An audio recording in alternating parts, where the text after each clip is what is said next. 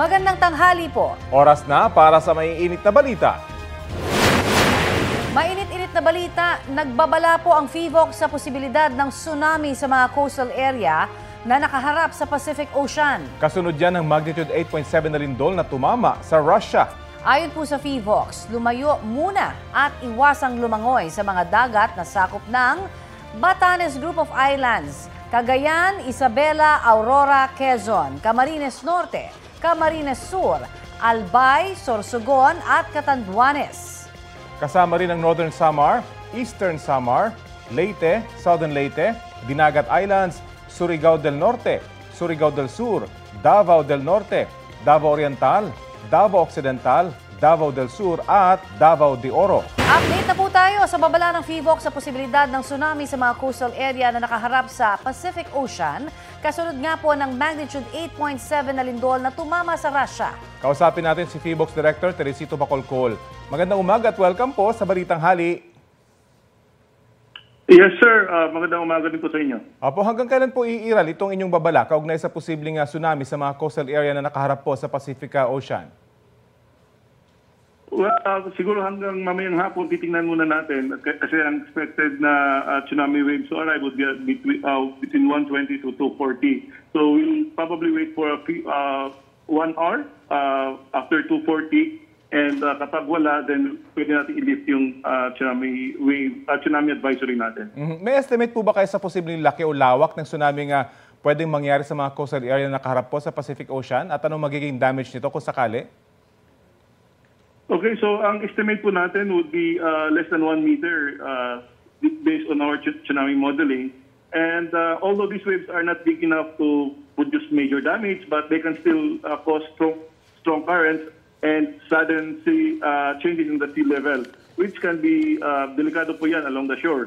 So ang mangyari dito, again, pwedeng mag-produce nito ng strong and unpredictable currents. Pwede ring mahila yung mga barko from their kung saan sila nakadock or even drag people standing too close to the water. So that's the reason why advice muna natin is to stay away from the beach and low-lying coastal areas for now. Oo, ang inaalala po natin, syempre yung mga sasakyang pandagat na nakapalaot na o naglalayag na sa mga oras na ito sa bahagi po ng Pacific Ocean. Baka may mga abiso na po kayo. So kung yung mga bangka ninyo ay nakadock near the shore, make sure na it's securely tied. Pero kung you're already out at sea in deep water, it's safer to stay out there until things have settled down. So the danger is mostly near the coastline.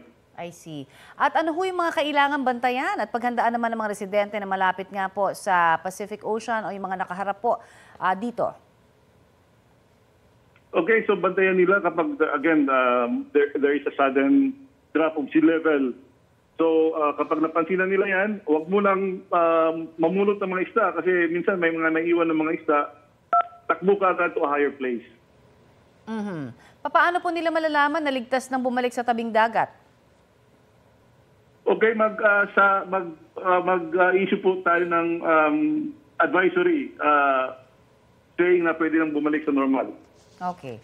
Marami pong salamat sa inyo pong abiso na yan sa amin, PHIVOLCS Director Teresito Bacolcol.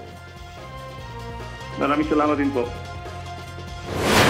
Sa ibang balita, huli sa Quezon City ang isang nambubudol sa mga empleyado ng iba't ibang establishmento. Ang modus ng suspect na umamin sa krimen, magpanggap na empleyado ng convenience store at alokin ng mga target na magpabarya sa kanya. Balita natin ni James Agustin. Patas kasi kami, nagtatrabaho kami ng maayos, mawawalan pa kami ng trabaho ng dahil sa'yo. May anak ako, pinapagatas ko, nagbabayad. Galit na kinumpronta sa Eastwood Police Station ng ilang empleyado ng mga business establishment ang 33 anyos sa sospek na nambudol umano sa kanila. Inaresto ng pulisya ang sospek matapos mambiktima raw ng empleyado ng isang restaurant sa barangay Bagong Bayan sa Quezon City kagabi. Ang sospek nakasuot pa ng uniforme at nagpapanggap umanong empleyado ng isang convenience store. So ang modus niya is nag-aalok siya sa mga different restaurants, convenience stores, coffee shops na magpabarya. Then pagkatapos niya ito makuha siguro sa karisma niya o sa pambobola niya, binibigay naman sa kanya, hinanlaut yung pera sa kanya. Then upon mabigay sa kanya yung pera, tatangay niya to. Ililigaw niya, kung pasamahan man siya, ililigaw niya tong kasama. Nabawi mula sa sospek ang tinangay na 2,500 pesos na cash at uniforme na ginagamit umano niya sa modus.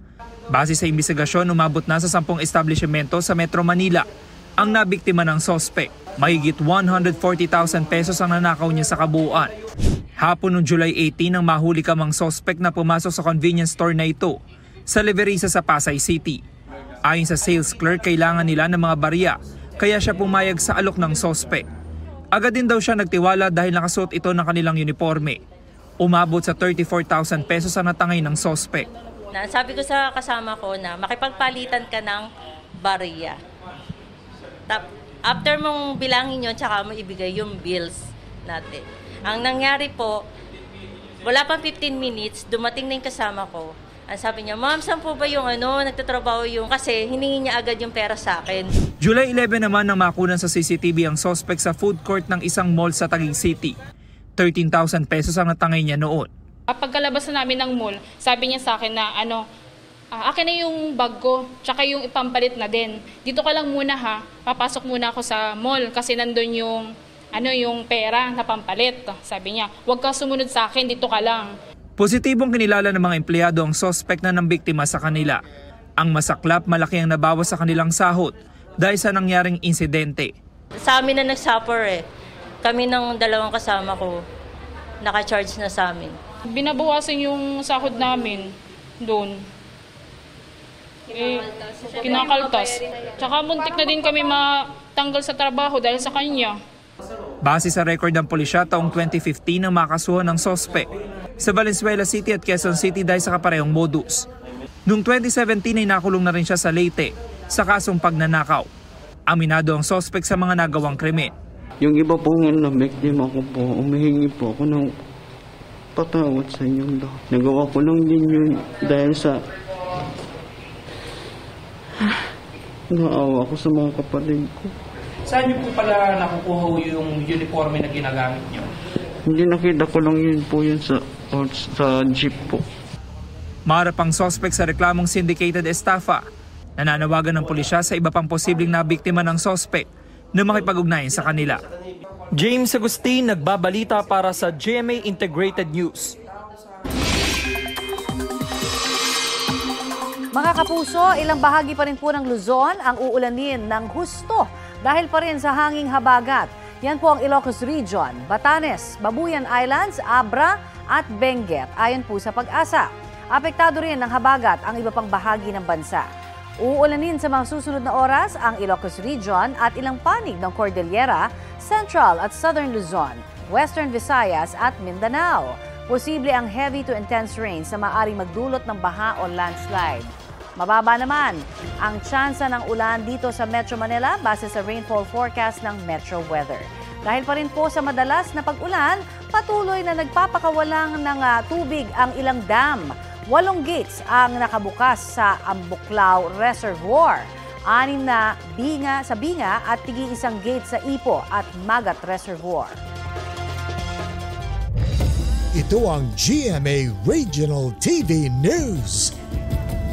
Mainit na balita po tayo sa Luzon, hatid ng GMA Regional TV. Nasira ang 3 kubo sa tabing dagat sa Pasukin, Ilocos Norte. Chris, ano ang detalye? Connie, nanalasa kasi ang isang ipo-ipo sa Barangay Estancia. Ayon sa mga residente, nagkaroon ng malakas na hangin mula sa dagat hanggang hampasin ito ang mga kubo sa beach. May mga nadaganan pa raw na tao ang isang natumbang kubo. Mabuti na lamang at hindi sila nagtamo ng sugat. Sabi ng Pag-asa, karaniwang nabubuo ang mga ipo-ipo tuwing may thunderstorm.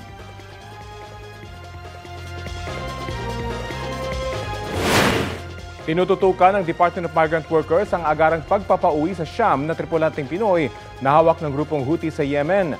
Kabilang sila sa mga sakay ng barkong MV Eternity Sea na inatake at pinalubog sa Red Sea. Ayon sa DMW, ligtas ang Siyam na Pinoy at nasa kabisera ng Yemen. Nakikipag-ugnayan na raw sila sa Department of Foreign Affairs at sa iba pang bansa na may access sa Houthi. Una nang nasagip mula sa Eternity Sea ang 8 tripulanteng Pinoy at nakauwi na sila sa bansa ngayong buwan. 4 na Pinoy naman ang unaccounted for. Ayon sa DMW, 3 ang naiulat na nasawi at patuloy nila itong bineberipika. Inimbestigahan din ang posibleng pananagutan ng may-ari ng MV Eternity Sea, ang local manning agency nito sa Pilipinas at maging kapitan ng barko na isang Pinoy. Lumalabas daw kasing ilang beses dumaan sa ilang bahagi ng Red Sea ang Eternity Sea na dati nang pinaiiwasan dahil sa posibilidad ng pag-atake.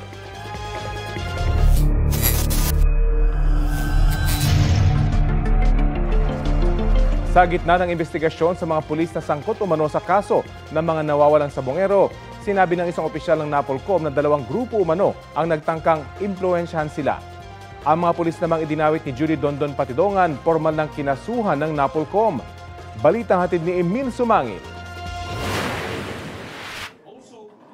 15 araw makaraang maghain ng administrative complaint ang whistleblower na si Dondon Patidongan alias Totoy at 17 kamag-anak ng mga nawawalang sabongero.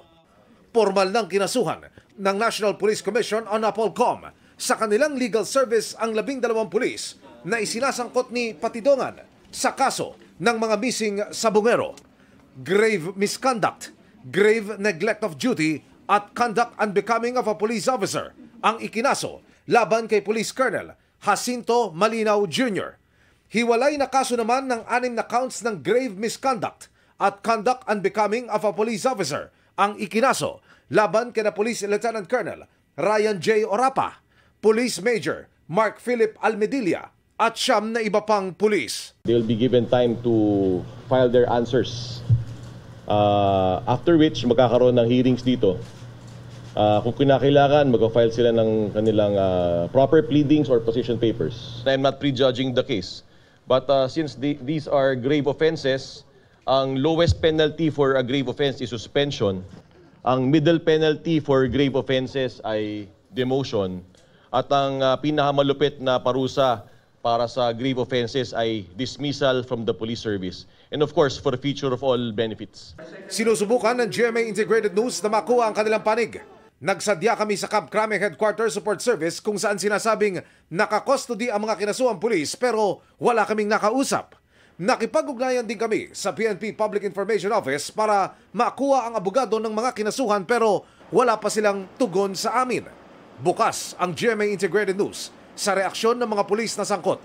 Ang kaanak ng mga nawawala, ikinatuwa ang pagsasampa ng reklamong administratibo laban sa mga itinuturong pulis. Lalo raw silang nabuhayan ng loob nang mabanggit pa ni Pangulong Bongbong Marcos sa kanyang SONA ang kasong ito. Hahabulin at pananagutin natin ang mga utak at mga sangkot, civilian man o opisyal. Nagpapasalamat po kami sa Presidente na nabanggit niya sa SONA na hindi niya lulubayan yung sa missing sabongero. Sana nga po, hinintay namin makasuhan talaga pong ang mastermind. Ayon kay Attorney Rafael Vicente Calinisan ng NAPOLCOM, tuloy ang investigasyon para sa iba pang maaaring sangkot sa kaso. Isiniwalat din niyang may mga gumagapang umano para impluwensyahan ang kanilang investigasyon.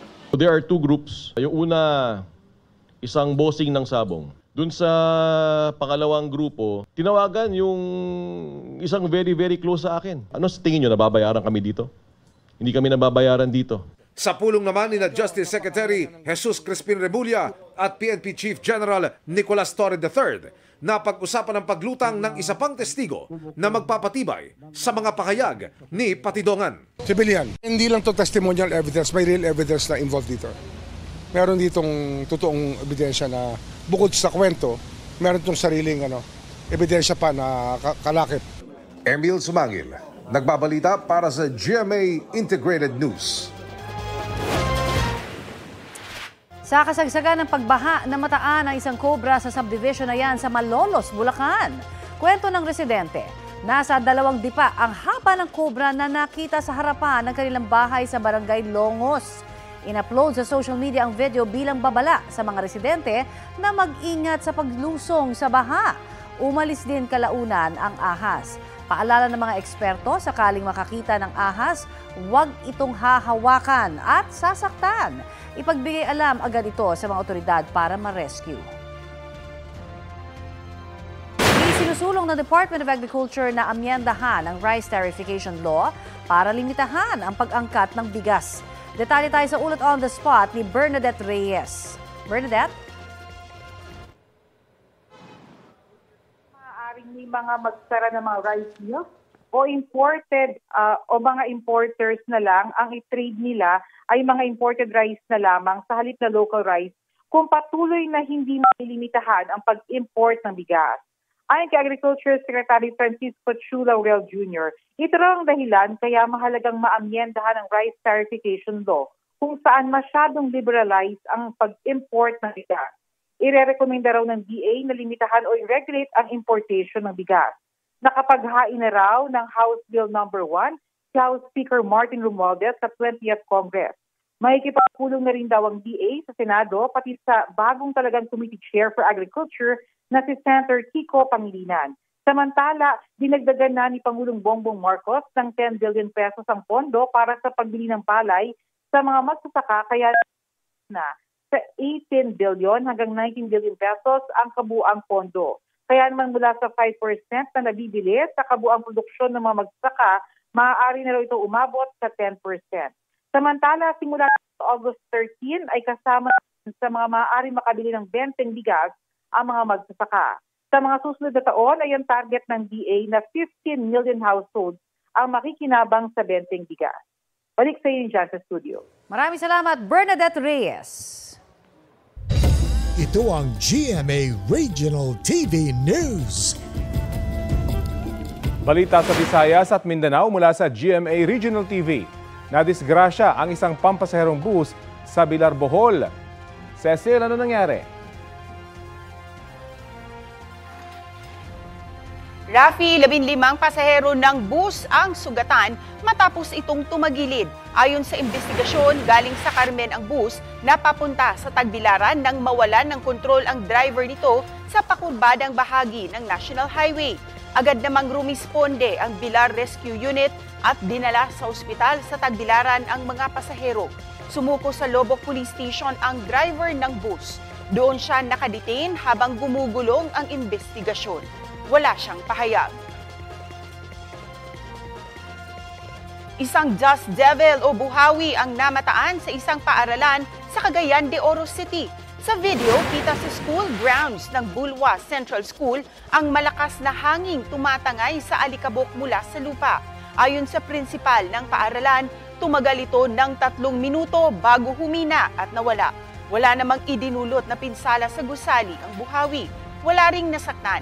Ayon sa Pag-asa, madalas namataan ang dust devil sa mga lugar na nakararanas ng sobrang init at tuyong lupa, kaya nagiging mainit din ang hangin sa paligid nito.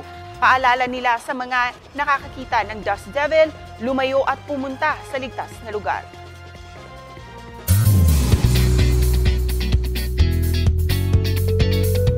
Happy Wednesday mga mare at pare! Showing na sa mga sinihan ng horror film ng P77. May tao dito. Asan? Tayo lang ang tao dito. Produced yan ng GMA Pictures na nagbabalik sa paggawa ng horror films after almost 14 years at ng GMA Public Affairs. Pinagbibidahan yan ni Kapuso Primetime Princess at Beauty Empire star Barbie Forteza. Mamapanood ang P77 sa mahigit 150 sinihan nationwide. Ito yung pagbalik ng GMA Pictures sa horror genre after so many years. Kaya talagang gusto natin magbigay ng kakaiba sa mga manonood. Siyempre, pag nanood ng horror, kailangan talaga nandun yung takot. Pero iba yung atake ng pelikulang ito. It's that type of horror movie that will haunt you in your sleep.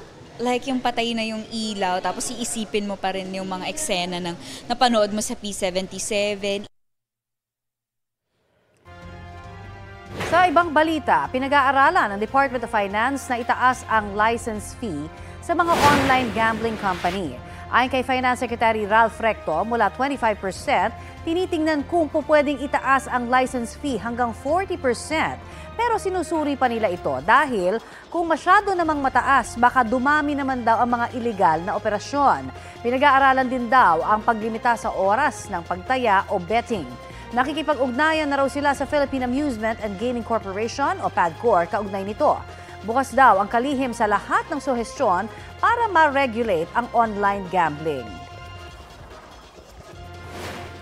Tinawag naman na Alice Go ng National Bureau of Investigation ang kaso ng isang babaeng Chinese national na kanilang naaresto. Ayon sa NBI, nakatanggap sila ng sumbong tungkol sa pagpapanggap ng babae bilang Pilipino at paggamit niya ng pangalang Pinoy. Para raw yan sa kanyang mga negosyo sa bansa na may kinalaman sa modern jeepney. Para makumpirma ang sumbong, kinumpira ng NBI ang fingerprints ng suspect na mag-apply siya ng NBI clearance sa fingerprints niya mula sa Board of Investment at sa biometric printout mula sa Department of Foreign Affairs. Maharap siya sa reklamong paglabag sa Philippine Passport Act. Hindi nagbigay ng pahayag ang suspect ng aming tanungin. Sa taong 2032, inaasahang matapos ang Metro Manila Subway na mula Valenzuela hanggang Taguig. Sa ngayon, naresolba na raw ang ilang right-of-way issue. At may ulat on the spot si Joseph Morong. Joseph? Yes, Connie, in-inspeksyon ni Transportation Secretary Bean Season at Pasig City Mayor Vico Soto ang bahagi ng lupang tatayuan ng Ortigas Avenue Station ng Metro Manila Subway. Wala pang nabubungkal dito sa ngayon dahil sa issue ng right-of-way. Pero ayon kay Secretary Dizon, naresolba na ito kamakailan lamang at maaari nang simula ng konstruksyon sa lugar na magiging Ortigas Station ng Metro Manila Subway. Pwede raw yan next week. 3 taon na na-delay ang konstruksyon dahil 2022 pa na i-award ang kontrata sa isang kumpanya. Dudugsong ito po sa Camp Aguinaldo Station na kasalukuyan naman ay naguhukay na ang tunnel boring machine. Kung walang magiging aberya pa, tatagos na ang tunnel boring machine dito, dun sa Ortigas Station, sa huling quarter sa susunod na taon. Umaasa naman ng lokal na pamahalaan na matatapos ang proyekto, lalo pa't marami ang aasa dito ng mga residente at manggagawa sa Pasig. Connie, ayon kay Secretary Dizon, yung buong proyekto ng subway na mula nga Valenzuela hanggang sa Taguig ay matatapos sa 2032. Pero susubukan daw nilang makapagpatakbo ng 2 stasyon muna mula sa Valenzuela hanggang sa Quirino sa 2028. Connie? Maraming salamat, Joseph Morong. Kasabay ng bagong 20th Congress, may mga napili ng chairman sa mahigit 30 komite sa Senado. 4 na komite ang pamumunuan ni Senator Alan Peter Cayetano, pinakamarami sa ngayon. Ang kapatid niyang si Senator Pia Cayetano may 3 komite. Gayon din ang magkakaalyado ng senador na sina Robin Padilla, Bongo at Amy Marcos. Ang baguhang senador na si Rodante Marcoleta, chairman ng Blue Ribbon Committee na nag-iimbestiga sa mga katiwalian sa gobyerno. Pati ng Trade and Commerce and Entrepreneurship Committee. Tig-2 rin ang pamunuang komite ng magkapatid na Erwin at Rafi Tulfo, pati si Senator J.V. Ejercito. May tig-isang komite naman ang mga kilalang kaalyado ni Minority Senator Risa Ontiveros na sina Senador Kiko Pangilinan at Bam Aquino. Agriculture kay Pangilinan, habang Basic Education naman kay Aquino. Meron ding tig-iisang komite si Senators Joel Villanueva, Win Gatchalian, Bato de la Rosa, Jingo Estrada at magkapatid na Mark at Camille Villar. Wala pang committee chairmanship ang 5 minority senators na sina Tito Soto, Ping Lacson, Mig Zubiri, Loren Legarda at Ontiveros. Gayon din si Senator Lito Lapid sa majority block. Sa ngayon, 9 na committee pa ang walang chairman. At kaugnay ng pagbubukas nga ng 20th Congress at iba pang issue, nakasalang sa Balitang Hali si Senate President Cheese Escudero. Magandang umaga at salamat po sa pagpapaunlak ng panayam sa amin po dito sa Balitang Hali. Rafi, magandang araw sa iyo. Magandang tanghali po. Pagbati mula sa Senado. Opo, para sa ating mga manonood, paano po ba proseso at basihan yung pagpili sa mga komite na hahawakan po ng bawat senador? 41 ang komite, Rafi, at 24 lamang ang senador. Pero usually, 4 sa 24 ay walang komite. Kabilang na ako, ang majority leader, ang pro temp at ang minority leader. By tradition, walang mga komiteng hinahawakan yan dahil officers sila ng Senado. So yung 44, paghahatian niya ng 20 senador. So higit talaga sa isang komite usually ang pangahawakan ng kada senador. Ang mayoriya, ang majority, Rafi ang nagdedesisyon yan. Ang minority naman, kaya hindi pa nagpapasya dahil hindi pa tapos mag-organize ang majority. Pag natapos na ang majority mag-organize, doon pa lamang mag-organize ang minority. Wala pong kinalaman yung seniority o yung taga sa Senado para magkaroon ng chairmanship at mga particular na komite? Wala kinalaman yung Rafi. Lahat kami ay pare-parehong senador, matanda man o bata, matagal nang nanilbihan o bago lang, hindi sinusukat ang kakayahan ng isang senador base sa haba ng oras o ikli ng oras ng kanyang paninilbihan. Dahil pare-pareho lamang naman kaming binoto ng sambayanan at pare-pareho kaming tigi-tigisa lamang ng boto sa Senado. Ano pong mangyayari doon sa 5 minority senators na walang committee chairmanship at doon sa 9 na committee pa na wala pang chairman? Kailan po ito mapupunan? Lahat sila magkakaroon ng komite, Rafi. Tulad ng sinabi ko, inuuna lamang mag-organize ang majority. Pag natapos mag-organize ang majority, ang minority naman ang i-organize. Itong Senadong to, nagdaang Senado man, merong komite yung mga miyembro ng minority except for the minority leader, gaya ng nasabi ko, dahil by tradition yung 4 na officers ng Senado ay usually walang komite. Maliban na lamang kung may gusto sila. Okay. Reaksyon niyo po doon sa sinabi ng Kamara na bakit sila yung tinuturo niyong pinagmulan ng issue tungkol sa aligasyong budget insertions doon sa 2025 national budget? Dahil kilala naman namin, Rafi, yung mga operator at kilala namin yung mga gumagalaw sa media. Dagdag pa dito, mula nung ginawa namin kung ano ang tingin naming tama kaugnay sa impeachment, hindi naman ako tinigilan ng mga miyembro ng Kamara. Hindi ko lalahatin, Rafi. Ilan lamang naman doon na pursigido at gigil na gigil dito sa impeachment laban kay Vice President Sara Duterte na tinayuan ko lamang naman kung anong tama at hindi naman sila ginigipit o may pinapaborang partido. Par for the course, Rafi. Kasama yan sa trabaho bilang tagapangulo ng Senado. Hindi naman ako nagrereklamo sa ginagawa nila dahil alam ko naman kung anong totoo at anong hindi. Nabanggit niyo po yung impeachment trial ni VP Sara Duterte. May general consensus na po ba kayo mga senador? Ano na po mangyayari? Ang consensus namin ay ito ay pagpapasahan namin sa August 6. A date certain ang Senate po ng Senado para sa gayon ay mapag-aralan, makapag-muni-muni ang mga miyembro ng Senado kaugnay sa napakabigat na desisyong ito. At yung desisyon mismo, 97 pages excluding the concurring opinions of the other members of the Supreme Court.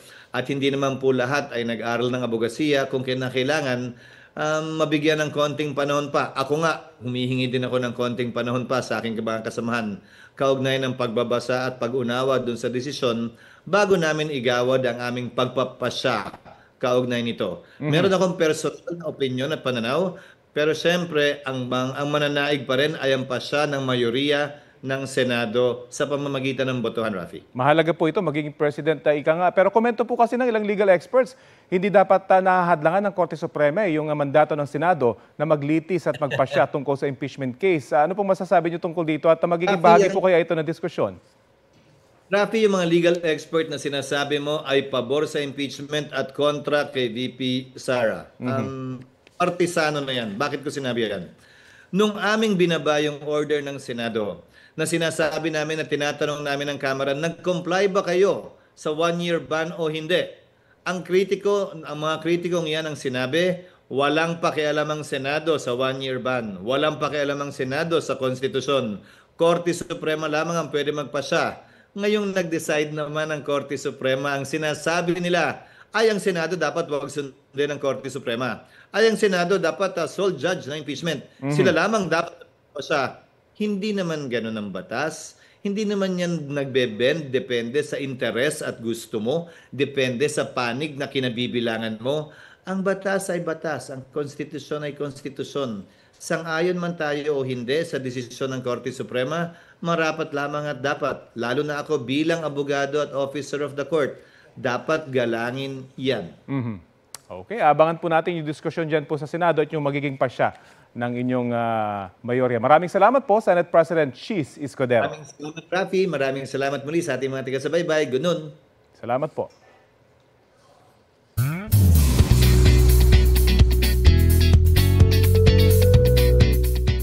Mula sa mga task sa bahay ni Kuya, magpapagalingan naman sa paghula ng good and right answers ang PBB Celebrity Collab Big Four duo sa Family Feud. It feels like I'm Marian Rivera today.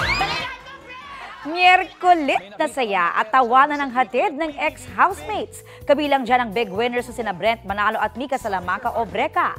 Second big placers sa sina Ralph De Leon at Will Ashley o Rawi. Makikisaya rin ang third big placers na sina Charlie Fleming at Esnir o Chares. At fourth big placers AZ Martinez at River Joseph o Asver. Mamaya na yan, 5:40 p.m. sa GMA. Iniutos ng Department of Education ang pagtatakda ng makeup classes para makabawi ang mga estudyante dahil nga po sa sunod-sunod na class suspension. Ayon sa kagawaran, pwede raw itong gawin sa weekend o kaya'y dagdag na oras sa weekdays. Nasa 1 linggong suspendido kasi ang klase ng mahigit 24,000 paaralan sa bansa dahil sa habagat at mga nagdaang bagyo. Mahigit 400 paaralan din ang ginamit na evacuation centers.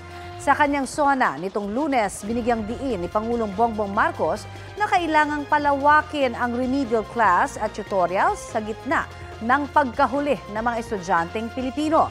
Kahapon, inilunsad ng DepEd ang Quality Basic Education Development Program 2025 hanggang 2035.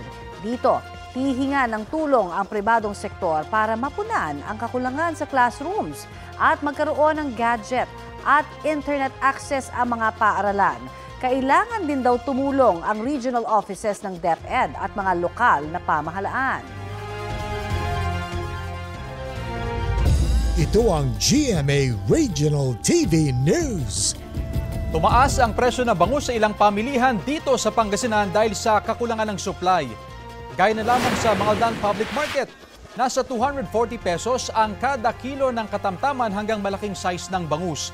Mabibili naman ng 100 pesos ang maliliit na bangus. Ayon sa ilang nagtitinda, pahirapan ang pag-aangkat ng isda sa Magsaysay Fish Market dahil sa mga umapaw na palaisdaan na epekto ng habagat at mga nagdaang bagyo. Nag-forced harvest na rin daw ang ilang fish growers.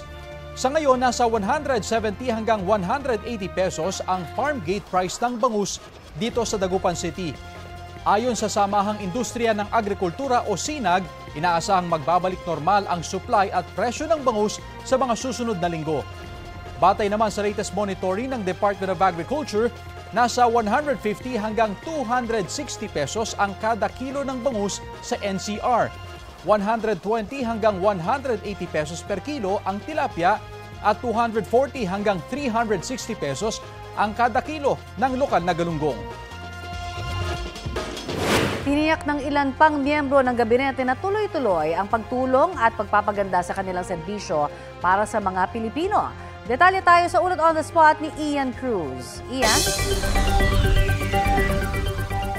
Yes, Connie, sa ikalawang araw nga ng post-SONA discussion kasama doon sa morning session kanina, yung education na cluster, gayon din ang mga departamento ng labor at migrant workers. At Connie, ipinunto nga ni Education Secretary Sani Angara ang pagnanais ng Pangulo na mapabilis ang pagpapabuti ng kalagayan ng edukasyon sa bansa. Sabi ni Angara, mapapabilis ito sa tulong ng pribadong sektor o ang public-private partnership.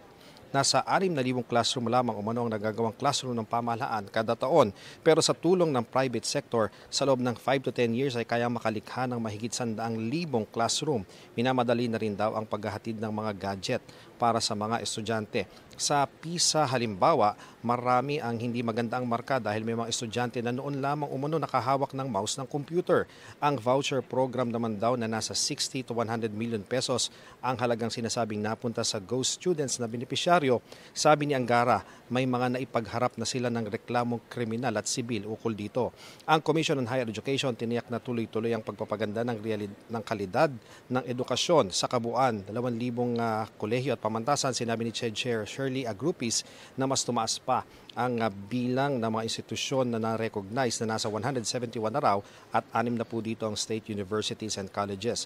Papataasin din daw ang bilang ng mga 4-piece families na bibigyan ng tulong ng CHED sa tulong ng DSWD para makapagtapos sa TechVoc at kolehiyo. Ayon naman kay TESDA Director General Kiko Benitez, sinasabing sa base sa survey, may mga kumpanya na handang mag-hire ng senior high school graduates kung may certification ng skills. Kaya sa tulong naman ng DepEd, ang mga pathways para sa iba't ibang sertifikasyon ay makukuha ng senior high, kaya magkakaroon sila ng trabaho sa kanilang pagtatapos. Sabi ni DOLE Secretary Bienvenido Laguesma, tuloy-tuloy ang mga programa para mapataas pa ang bilang ng trabaho. Ang DMW naman, patuloy ang pangalaga sa mga OFW at katunayan daw ay maraming mga Pinoy na lumabag sa ibang bansa ang napawalang sala na, kaya naging normal na muli ang status sa ibang bansa, kagaya na lamang ng mga nagrally kamakailan sa Qatar.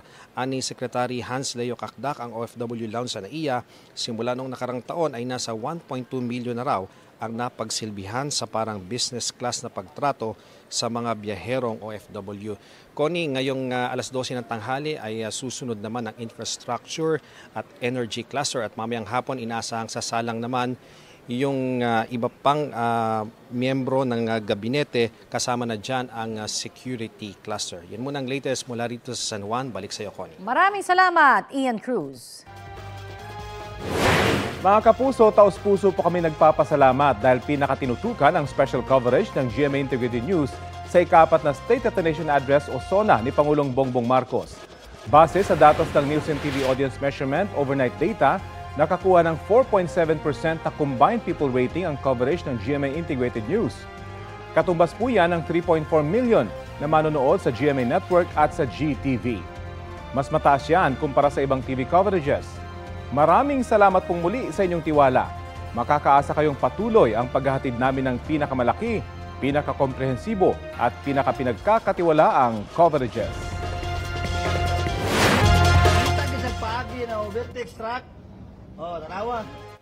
Kitang-kita sa side mirror ng truck na yan ang tangkang pag-overtake ng isang modern jeepney sa pamamagitan ng pagdaan sa sidewalk o bangketa. Ang insidenteng yan nangyari sa Mandaue, Cebu nitong Lunes. Ipinatawag ng Traffic Enforcement Agency ng Mandaue ang driver at operator ng modern jeep. Tinikita ng driver dahil sa mga paglabag tulad ng driving on sidewalk, reckless driving at obstruction to traffic. Kinumpis ka rin ang kanyang lisensya at inisyuhan muna ng Temporary Operator's Permit ng Mandaue Police Traffic Enforcement Unit. Humingi naman ng tawad ang driver. Ito ang GMA Regional TV News. Patay sa pamamaril ang isang lalaki sa Sibunga dito sa Cebu matapos makaalitan ang kanyang kapatid dahil sa panabong na manok. Ayon sa pulisya, umuwi ang biktima bitbit ang bihag o natalong manok at inutusan ang sospek na ihawin ito. Dala rin noon ng biktima ang isa pang manok na namatay matapos manalo sa sabong. Inakala ng sospek na kasama rin yun sa kanyang iihawin, kaya hinugasan at hiniwanan niya. Doon na umano nagkasagutan at nagsuntukan ang magkapatid. Naawat sila ng kanilang ama. Umalis ang magkapatid at sa daan pinagbabaril ng sospek ang kanyang kuya. Ayon sa kanilang ama, posibleng napuno ang sospek sa kanyang kuya dahil binubugbog siya nito sa tuwing lasing. Mahaharap sa kasong murder ang sospek na nagsisisi sa kanyang nagawa. Nahulog sa sinkhole ang isang truck sa San Juan, La Union. Ayon sa mga sakay ng truck, tinatahak nila ang kalsada sa barangay Dinanum nang biglang bumagsak ang sasakyan. Lumitaw na pala noon ang sinkhole o malaking butas sa kalsada. 2 sa 3 sakay ang sugatan. Binarena ang kalsada para mailabas sa butas ang truck na may kargang hollow blocks at buhangin. Ayon sa ilang residente, lumambot ang lupa sa ilalim ng sementadong kalsada dahil sa pag-ulang dulot ng mga bagyo at habagat.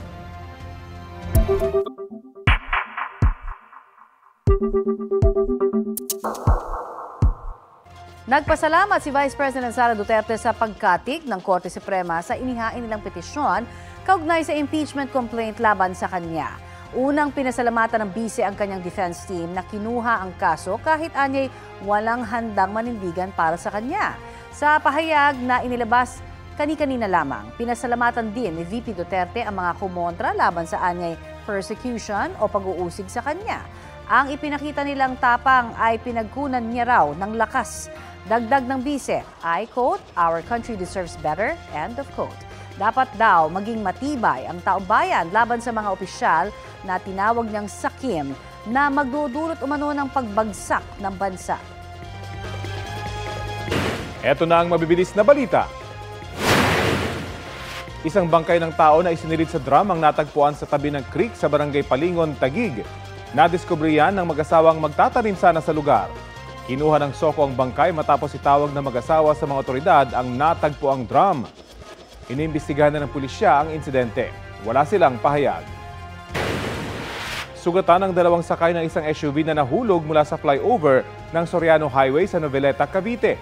Batay sa investigasyon, tinatahak ng sasakyan ng direksyon papuntang Tanza nang mawalan umano ng kontrol ang driver.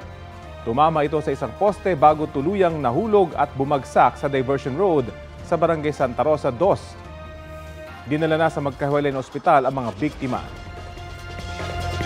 Mainit-init na balita, iniutos na nga po ng Department of the Interior and Local Government sa ilang LGU na magsagawa na ng preemptive evacuation. Dahil po yan sa banta ng tsunami, kasunod ng lindol sa Russia. Ang mga lugar na kasama sa utos ng DILG, inabisuhan na rin ng PHIVOLCS na iwasan muna ang paglangoy sa dagat.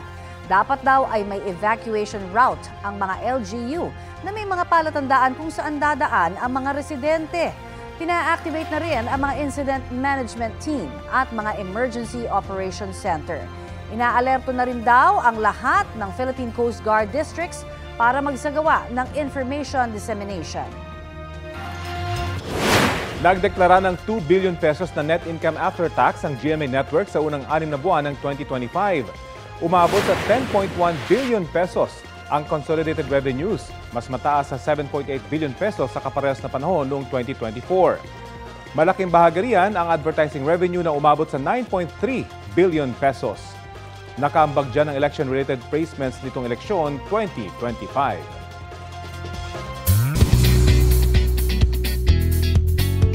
This coming Saturday na ang highly anticipated and most glamorous event of the year, ang GMA Gala 2025. Sa gitna ng traffic, mapapalook up ka sa GMA Gala Plug na tampok sa isang LED billboard sa EDSA southbound sa pagitan ng Boni at Guadalupe. Kaya naman mga kapuso, abangan ang star-studded gathering ng stars at personalities. Sino-sino nga ba ang magiging winner sa rampahan sa red carpet?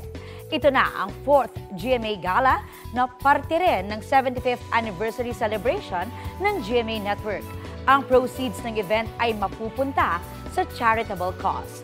Kabilang din sa aabangan sa GMA Gala ang outfits ng Sparkle PBB housemates, pati syempre ang OOTDs ng favorite nyong anchors and reporters sa GMA Integrated News.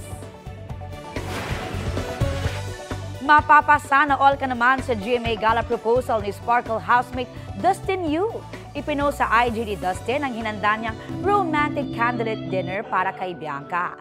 Napasmile si Bianca nang makita niya ang gala-like letters at iabot ang invitation ni Dustin asking her sa GMA Gala. Of course, it's a yes! Yan mga mare. Layag na layag naman ang Dusby shippers. Another GMA Gala proposal. Tinanggap ni Sparkle star Sofia Pablo ang gala date proposal ng other half ng Team Jolly na si Allen Ansay. Simple but extra sweet and cheesy yan. Tila pizza kasi ang nagpa-yes kay Sofia para maging date si Allen. Pinusuan naman niya ng Team Jolly shippers. At ito po ang Balitang Hali. Bahagi kami ng mas malaking misyon. Ako po si Connie Season. Rafi Tiba po. Kasama nyo rin po ako, Aubrey Carampel. Para sa mas malawak na paglilingkod sa bayan. Mula sa GMA Integrated News, ang News Authority ng Filipino.